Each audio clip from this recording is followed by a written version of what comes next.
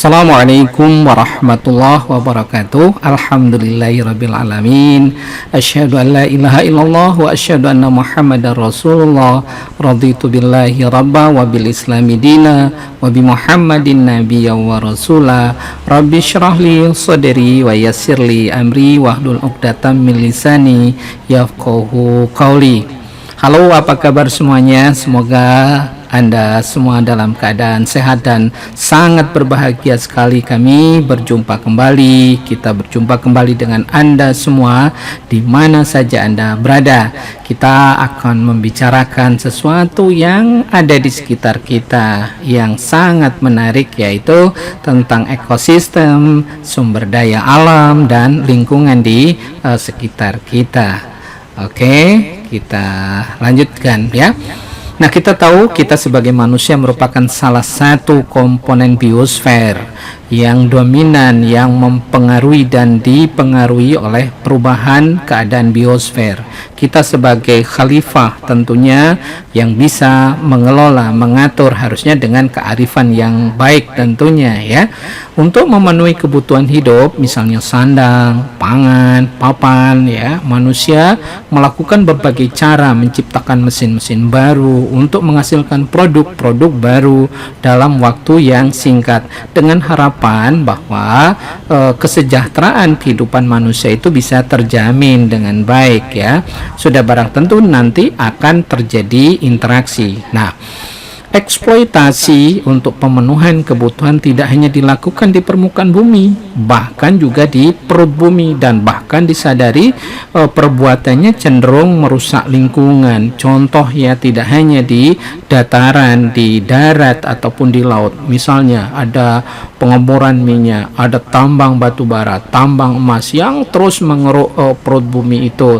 Nah, ini akan menimbulkan suatu kendala kalau misalnya tidak dikelola dengan baik ya. Kita berharap bahwa kita belum punya, ini ya, bumi kita masih yang satu ini ya, kita masih tinggal di bumi, kita belum ada tempat untuk pindah ke planet lain ya. Jadi bagaimanapun ini harus membuat kesadaran kita semua supaya kondisi alam lingkungan kita itu bisa lestari sampai kalau bisa berjuta-juta tahun setelah kita tentunya ya.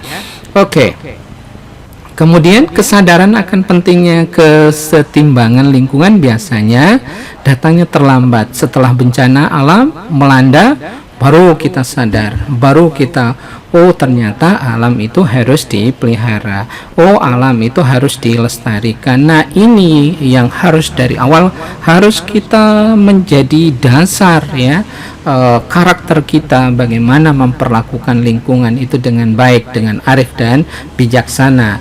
Kemudian eksistensi manusia di bumi ini sangat bergantung pada sumber daya alam ya. Kita hidup di bumi, di alam ini sangat butuh akan pangan, papan, sandang yang ada di sekitar kita. Memang Allah sudah memberikan ya, menyiapkan semuanya, tetapi itu harus dikelola dengan baik. Bisa saja suatu saat itu akan menjadi musnah ya. Kita tahu bahwa pada kesempatan ini ya, sudah mungkin Anda pernah berpikir dulu pernah makan buah yang dulunya ada, sekarang udah nggak ada.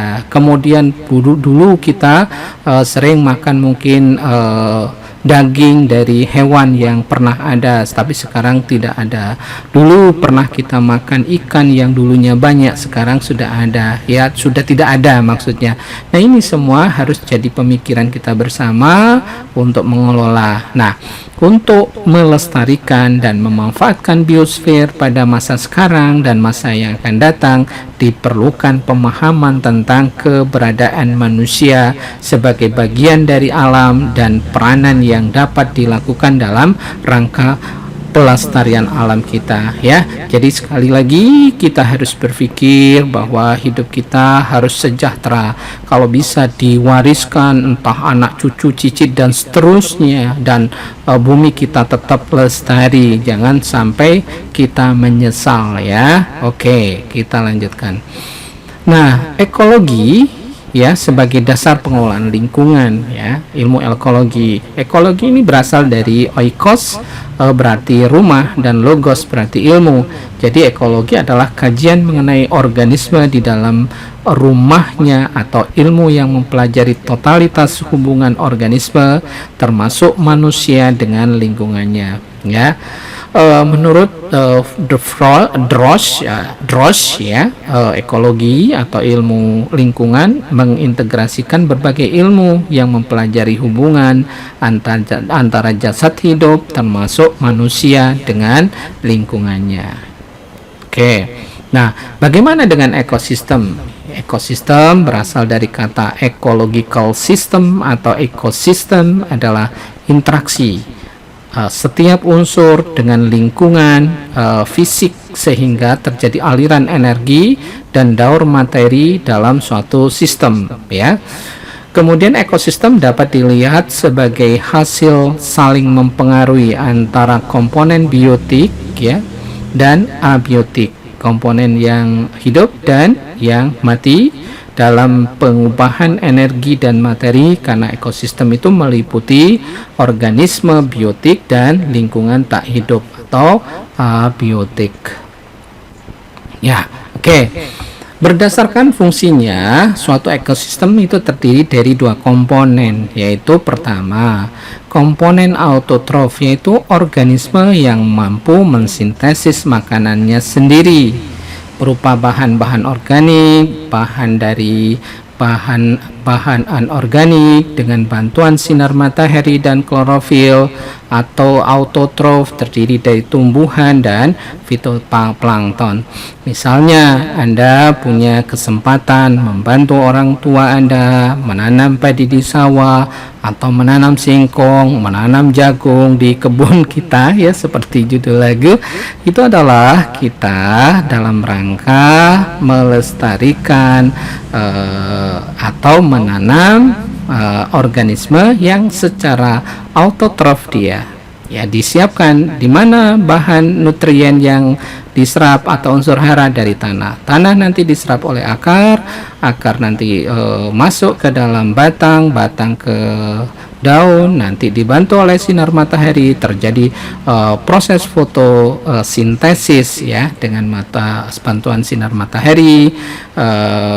Ini akan dihasilkan nanti sumber pangan bagi kita dalam bentuk biji-bijian atau sereal, dalam bentuk umbi-umbian, ataupun dalam bentuk yang lain ya, di batang misalnya seperti tebu. Itu adalah semua kebutuhan atau pangan yang bisa dimanfaatkan atau dikonsumsi oleh manusia. Nah, yang kedua itu adalah komponen heterotrof ya, yaitu organisme yang memanfaatkan bahan-bahan organik dari organisme lain sebagai bahan makanan. Termasuk dalam kelompok ini adalah manusia atau kita semua, hewan, jamur, dan mikroorganisme.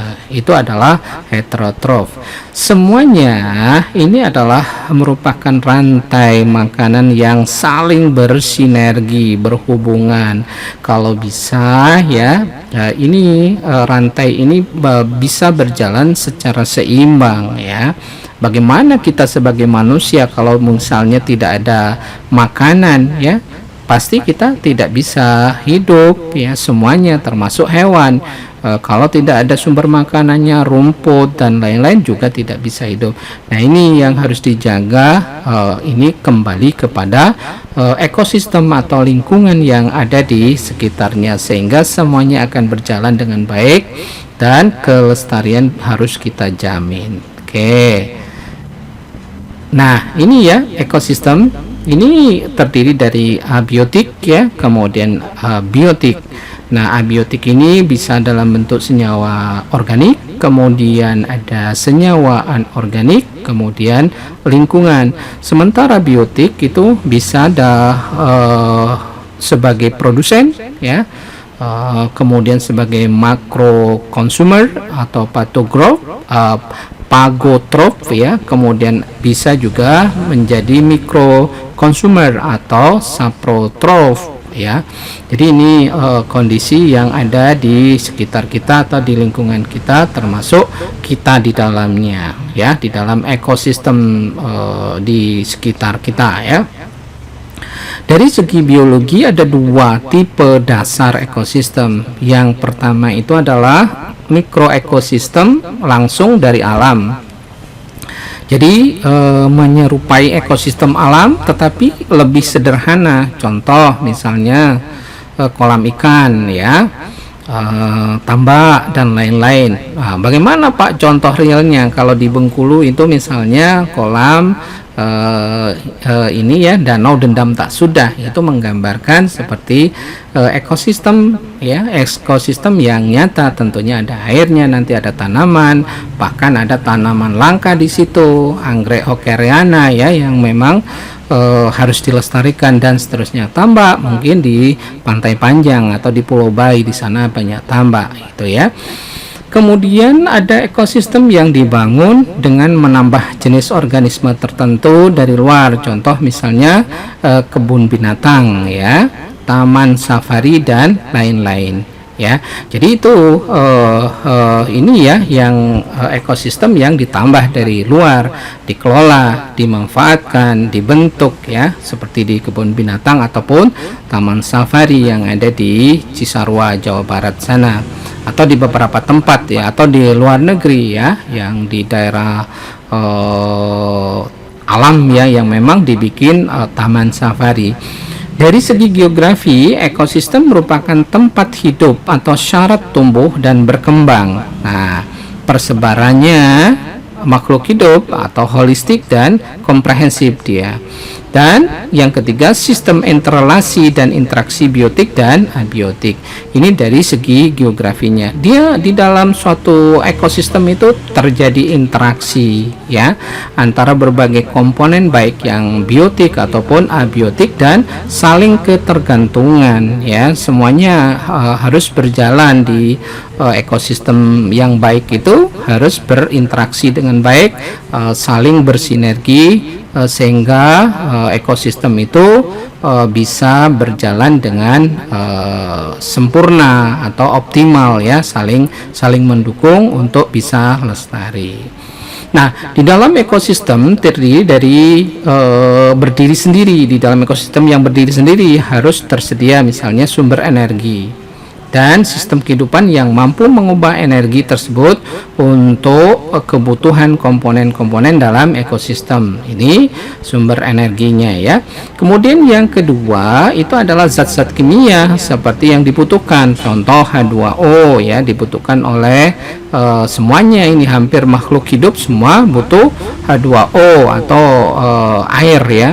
Kemudian CO2 ini diperlukan oleh misalnya tumbuhan di dalam membantu proses fotosintesisnya. Sementara oksigen dibutuhkan oleh hewan, ternak, termasuk manusia, yang oksigen ini dihasilkan melalui proses fotosintesis. Ini harus akan bersinergi semuanya ya.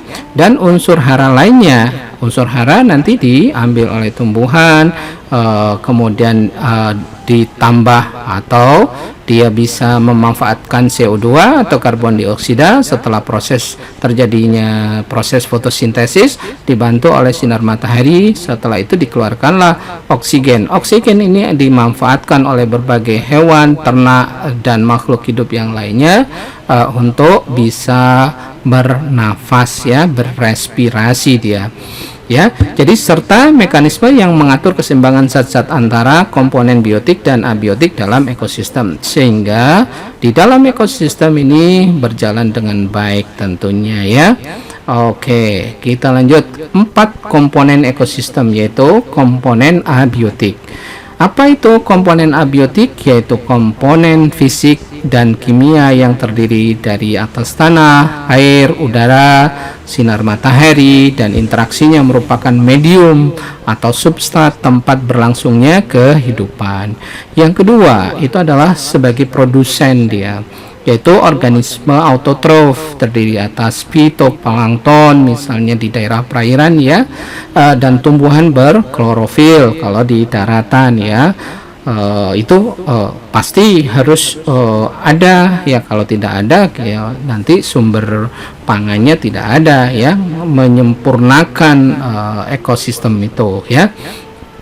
Kemudian yang berikutnya adalah konsumen, yaitu organisme heterotrof, terdiri atas hewan dan manusia yang memakan hewan ataupun tumbuhan. Ya, kita misalnya makan nasi, misalnya kebetulan kita di daerah Indonesia atau Asia itu konsumsinya itu adalah beras atau nasi. Kalau di Eropa sana ataupun di luar itu banyak menggunakan gandum ataupun kentang, ya. Prinsipnya adalah itu adalah sumber karbohidrat dan itu harus dikelola, ditanam tentunya. Tidak bisa selamanya mengambil dari alam, ya. Itu adalah konsumen tentunya, termasuk hewan. Hewan itu harus dikasih makan berupa sumber selulosa dalam bentuk rumput, dalam bentuk konsentrat kalau misalnya diternakkan secara intensif seperti itu. Kalau di padang pengembalan bagaimana, Pak? Misalnya kalau di padang pengembalan ya kita lihat, kita lepas, kita liarkan, mereka mencari makan sendiri. Ada rumput-rumputan di situ, mungkin ada leguminosa ya sebagai sumber protein yang bisa dimanfaatkan oleh hewan tersebut, ya. Yang keempat itu decomposer atau pengurai, yaitu organisme heterotrof yang menguraikan bahan-bahan organik yang berasal dari organisme mati, menyerap hasil penguraian dan melepas bahan-bahan anorganik dan dapat digunakan kembali oleh produsen, terdiri atas jamur dan bakteri. Semua makhluk hidup itu akan mati dan terurai, ya, nanti dimanfaatkan oleh decomposer itu menjadi bahan yang nanti didaur ulang, dimanfaatkan oleh semua yang pengurai tersebut, kemudian dimanfaatkan kembali oleh yang komponen yang lain seperti yang heterotrof ataupun autotrof, ya, yaitu organisme produsen, ya, yang akan memanfaatkan bahan unsur hara yang sudah dilakukan oleh decomposer tersebut. Nah, itu akan diharapkan itu akan berjalan terus, ya, rantai tersebut supaya bisa kehidupan itu bisa berjalan. Kalau salah satu terputus rantainya, maka itu akan menimbulkan masalah, ya. Kalau pada manusia bisa, kalau tidak ada makanan bisa menimbulkan kelaparan. Ya, kelaparan apa yang bisa dimakan, atau misalnya ada kendala di musim saja, ada musim yang sangat kering, sangat sehingga sangat panas, sehingga orang ataupun manusia itu tidak bisa menanam, ya, ditanam pun tidak bisa tumbuh organisme autotrof tersebut, ya, kan akhirnya mati. Akibatnya apa? Manusia, hewan tidak bisa mendapatkan makanan. Ujung-ujungnya apa? Ya, terjadi kelaparan dan kematian massal. Nah, ini semuanya harus dikelola dengan baik tentunya. Oke. Sintesis bahan makanan serta pergiliran dari suatu organisme ke organisme lain membentuk suatu rangkaian rantai makanan. Melalui rantai makanan ini berlangsung daur materi dan aliran energi dalam ekosistem, ya. Prinsip aliran energi dan daur materi ekosistem meliputi kegiatan komponen, yaitu dalam biotik, yaitu misalnya yang pertama itu adalah energi menggunakan energi matahari, ya, aliran energi menggunakan energi matahari sebagai sumber utama. Misalnya, ya, matahari itu dimanfaatkan oleh tumbuhan atau membantu tumbuhan di dalam proses fotosintesis, ya. Kemudian ada juga dibutuhkan juga karbon dioksida, ya, nanti di dalam proses, dan akar menyerap unsur hara yang ada. Setelah itu diproses dalam proses fotosintesis, maka disimpan nanti dalam cadangan makanan, boleh dalam bentuk buah, ya, boleh dalam bentuk umbi-umbian, boleh dalam bentuk biji-bijian, gitu, ya, tergantung tanaman tadi. Nah, setelah itu buah-buahan, biji-bijian atau umbi-umbian itu dimanfaatkan nantinya. Itu adalah sumber energi yang nanti dikonsumsi sama manusia. Manusia bisa hidup, bisa bergerak, bisa melakukan aktivitas, itu adalah energi, ada energi, ada aliran energinya yang dimanfaatkan oleh manusia. Awalnya dari mana? Ya dari tumbuhan tersebut, termasuk makan sayur. Karena makan misalnya atau hewan makan rumput itu adalah sumber energi, aliran energi yang awalnya itu adalah sinar matahari, nanti terus berputar itu ya. Nah, yang kedua, daur ulang nutrien dalam rantai makanan ya. Daur ulang nutrien dalam rantai makanan tersebut ya. Mau nanti kalau di alam itu misalnya ya, kelinci makan rumput. Kelincinya nanti ditangkap oleh ular misalnya, ularnya nanti ditangkap elangnya nanti mati, dia akan dekomposer dan seterusnya dia. Nanti hasil penguraiannya itu dimanfaatkan oleh tanaman kembali, terus berputar seperti itu. Nah, ini contoh misalnya di grassland ini ya, atau di padang rumput ya. Ini adalah rantai makanannya seperti ini, ada zebra, ada ini nanti hewan buas yang mengkonsumsi, ada gajah dan seterusnya, yang kemudian ada harimaunya, ada singanya yang mengkonsumsi misalnya zebranya, nanti harimaunya juga mati juga ya. Nah, itu adalah daur ulang nanti yang nutrien dalam rantai makanan tersebut ya. Jadi itu akan terus berjalan selama bumi ini ada. Yang perlu diperhatikan bagaimana kelestariannya supaya jangan sampai rantai makanan ini terputus. Nah, ada tiga tipe rantai makanan sebagai berikut. Yang pertama itu adalah tipe rantai makanan perumput, yaitu materi tumbuhan yang berpindah dari kelompok konsumen berikutnya. Yang kedua, tipe makanan pembusuk, yaitu menguraikan organisme lain yang sudah mati. Kemudian yang ketiga, tipe rantai makanan parasit, yaitu organisme yang lebih kecil memangsa organisme yang lebih besar. Nah, jaring-jaring makanan adalah kumpulan rantai makanan yang kompleks dan saling bergantung satu sama lain. Nah, sementara ini ya, ada yang namanya populasi. Apa itu populasi? Adalah kumpulan individu organisme yang sejenis yang dapat saling kawin dan menghasilkan keturunan yang fertil. Fertil itu artinya dia bisa terjadi proses pembuahan dan mempunyai anak. Kalau tidak punya anak itu namanya infertil ya. Kalau infertil itu bisa menghasilkan keturunan atau anak ya, yang dia bisa tumbuh besar, dilahirkan misalnya partus ya, dilahirkan, tumbuh, berkembang, kemudian terus berkembang ya, yang terdapat di suatu daerah tertentu pada waktu tertentu. Itu namanya populasi. Berikutnya adalah satuan makhluk hidup dalam ekosistem. Itu adalah di samping populasi ada yang namanya komunitas ya. Komunitas apa? Adalah kumpulan berbagai populasi organisme yang hidup pada suatu tempat secara bersamaan ya. Contoh, komunitas perairan air tawar ya. Misalnya ya, contoh gambaran tadi ya, di Danau Dendam Tak Sudah Kita misalnya ya, di danau tersebut itu adalah ada komunitas perairan air tawar. Di situ ada ikan-ikan air tawar, mungkin ada gurame, ada lele, ada apalagi ya, ikan ruan dan lain-lain ya. Kemudian komunitas sawah misalnya ya, di dekat Danau Dendam juga ada sawah ya. Jadi komunitas sawah di situ ya, semua yang ada di sekitar sawah itu adalah termasuk komunitas, dan lain-lain nanti ya, sesuai dengan ini.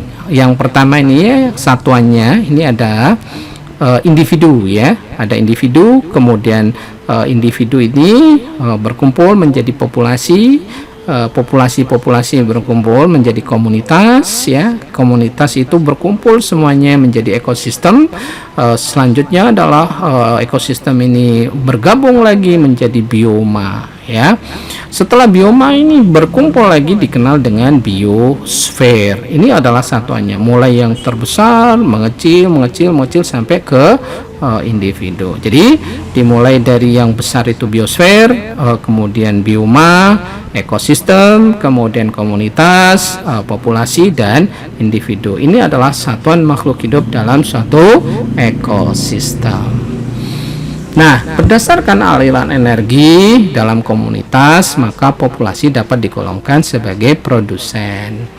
Kemudian yang kedua itu adalah konsumen pertama, dikenal dengan herbivore ya, atau herbivora. Dia pemakan tumbuh-tumbuhan.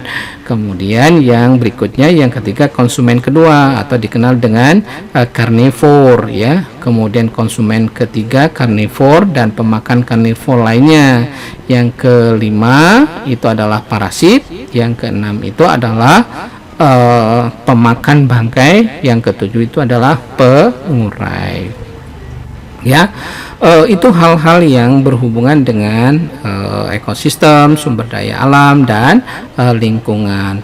Semoga apa yang disampaikan ini bisa bermanfaat untuk kembali lagi merenungkan alam kauniyah kita, alam di sekitar kita, sehingga kita bisa melestarikan lingkungan kita untuk kita bisa hidup lebih sejahtera ya, terhindar dari mara bahaya yang sering terjadi pada saat ini tanpa kita sadari. Itu adalah karena kelakuan atau tingkah laku kita yang tidak arif dan bijaksana di dalam memperlakukan lingkungan di sekitar kita ya.